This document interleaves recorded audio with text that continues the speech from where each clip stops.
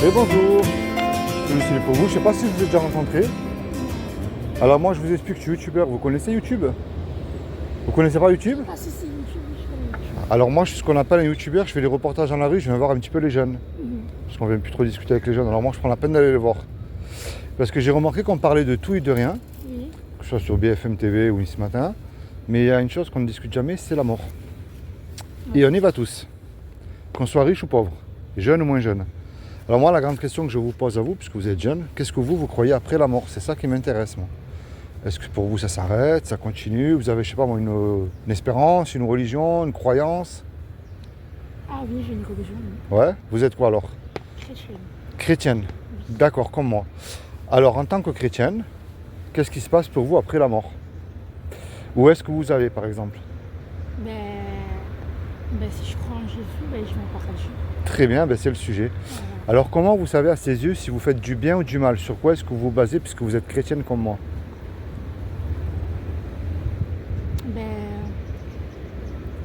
Je sais que c'est le chemin, la vérité, la vie. Ouais, très bien. Parce que vous savez qu'il y a quand même un paradis et un enfer et un milieu et un jugement. Donc vous savez que vous serez jugé par rapport au bien ou au mal que vous aurez commis sur terre. Oui, les péchés que j'ai fait aussi. Voilà. Et donc il y a une loi que Dieu nous a donnée qui est les 10 commandements. Et cette loi elle est merveilleuse parce que malgré notre différence d'âge, je vais vous montrer qu'on ne peut pas se juger. Elle ferme la bouche à tous les religieux aussi qui se mettent toujours en avant. Les pharisiens d'aujourd'hui, parce qu'il y en avait à l'époque, mais il y en a aujourd'hui aussi. Et je ne vous juge absolument pas là. Pas du tout. Je ne remplis pas les bancs des églises. Si vous y allez, c'est très bien, c'est votre choix à vous. Oui, j'ai une église. Voilà. Mais je ne remplis pas. Comme ça, parce qu'il y en a qui sont chrétiens, mais qui ne fréquentent pas une église. Oui. Alors, vous allez voir, je ne vais même pas aller jusqu'à 10. Il y a un commandement qui dit tu ne mentiras point. Est-ce que ça vous est déjà arrivé de dire un mensonge? Oui. Moi aussi. Il y en a un autre qui dit tu ne voleras point. Est-ce que ça vous est déjà arrivé de voler quelque chose? Mais peu importe la valeur. Hein. Que ce soit même sur les réseaux. Hein.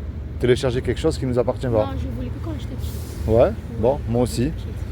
Il y en a un qui dit tu honoreras toujours tes parents. Est-ce que vous êtes sûr que vous les avez toujours honorés?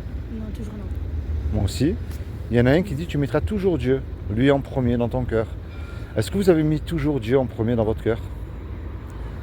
Parce qu'on le met quand tout va mal, mais dans les bons moments, est-ce que vous l'avez mis toujours? Par exemple, aujourd'hui, Seigneur, je te rends grâce parce que c'est une grâce que tu m'accordes de vivre aujourd'hui encore une fois. Est-ce que vous le mettez toujours en premier? Et l'année dernière, il y a un commandement qui dit tu ne commettras point d'adultère. Mais Jésus a dit quiconque a regardé un homme ou une femme avec de la convoitise, on a déjà commis un adultère dans notre cœur. Ça nous est déjà arrivé aussi, ne serait-ce qu'une fois. Alors on va rester sur la loi pour l'instant si Dieu est juste. Et il est juste parce qu'on me dit que Dieu est amour, bien sûr. Il est riche en miséricorde et en bonté. Mais s'il est amour et qu'il est Dieu, il est obligé d'appliquer sa justice parce qu'il n'est pas amour sinon. Parce qu'à ces yeux-là, tout de suite là, vous êtes coupable ou innocente face à la loi que je vous annonçais et que vous avez admise, vous comme moi, que vous avez cassée. Vous êtes coupable ou pas là? Et là, c'est le paradis ou l'enfer alors si on est coupable? Parce que dans la Bible, il y a écrit, c'est le frère de Jésus qui est Jacques. Déjà, tu fais bien de croire en Dieu parce que les démons, ils y croient et ils tremblent. Et lorsqu'on casse aussi un seul commandement, c'est comme si qu'à ses yeux, on les a tous cassés. Imaginez un Dieu tellement saint, même pour faire du bien, il a dit tu ne mentiras point. Et là, on est coupable et on mérite l'enfer. Et ça, c'est la mauvaise nouvelle. C'est le diagnostic, si vous préférez. Mais il y a quand même une bonne nouvelle puisque vous croyez en Dieu, vous croyez en Jésus. Oui. Est-ce que vous savez ce que Dieu a fait pour vous il y a 2000 ans pour vous éviter d'y aller en enfer? Oui, je sais, il est ressuscité pour moi. Ouais. Il s'est habillé d'un corps justement qui est Jésus. Et il a dit quiconque croit, il n'a pas dit de faire, il a dit de croire. Que Jésus est le Fils de Dieu, qu'il est ressuscité du royaume de mort le troisième jour, il aura la vie éternelle à mes côtés. Il n'a pas dit d'aller faire des études de théologie, des croisades, il a dit de croire. Mais le problème de croire, ça ne suffit pas parce que je vous ai dit tout à l'heure que les démons, ils y croient et ils tremblent aussi. Alors, est-ce que vous savez ce qu'il faut faire? Est-ce que vous savez c'est quoi la clé? Oui, avoir un moment avec lui. Ouais. Respecter les Ouais. Parler de lui aux gens. Exactement. Parler de sa parole. Si vous voulez, la clé, c'est la repentance. Oui, voilà. Et moi, c'est ça que je vous amène de bon matin. Je ne suis pas mieux que vous, loin de là. Hein. Mais je vous le dis avec amour. C'est un petit rappel parce que je vois que vous connaissez. Mais la clé, c'est la repentance. C'est-à-dire qu'aujourd'hui, vous vous tournez vers Dieu. Pas pour devenir fanatique religieuse, c'est pas ça. C'est, vous lui dites tout ce qu'il y a dans votre cœur. On ne se connaît pas, malgré notre différence d'âge, encore une fois. Vous avez peut-être subi des injustices que je n'ai pas eues, moi. Oui. Vous avez eu, vous, des joies que je n'ai pas eues aussi, et vice-versa. Parce que Jésus n'est pas une religion. On en a fait une religion, une superstar, même pour s'en mettre plein les poches. Mais c'est pas ça. Ce qu'il demande, c'est une relation personnelle. Imaginez, vous et moi, là, on va braquer, je sais pas, un magasin là qui est derrière, on se fait serrer et on passe devant le tribunal. Puis le juge, il nous dit, je vous laisse le choix. Vous me donnez 1 million d'euros ou vous partez tous les deux 20 ans en prison. On n'a pas l'argent parce que vous et moi, on s'est fait serrer. Et puis on ne peut pas revenir en arrière et effacer le mal qu'on a fait. Et on ne peut pas dire non plus au juge, monsieur le juge, sur la vie de ma mère, je ne recommence plus, vous êtes bon miséricordieux, laissez-moi partir. Ça ne marche pas ça. Le juge, il va nous dire, c'est vrai que je suis bon miséricordieux, mais vous me donnez la caution, vous partez en prison. On se regarde tous les deux, on ne sait plus quoi faire. Et puis tout à coup, il rentre dans la salle un homme qu'on ne connaît pas. Et cet homme-là, par amour pour nous, il décide de payer la caution. Puisque la caution elle a été payée. Le juge est satisfait, lui, il nous libère. Mais maintenant, imaginez-vous le film, là, dans l'action tout de suite. Cet homme-là qui a donné la caution, il se présente maintenant en retour devant vous. Qu'est-ce que vous allez lui dire à cet homme-là? S'il vous demande un service, vous allez lui rendre ce qui est normal aussi. Est-ce que vous voyez c'est quoi l'image que je viens de vous donner là?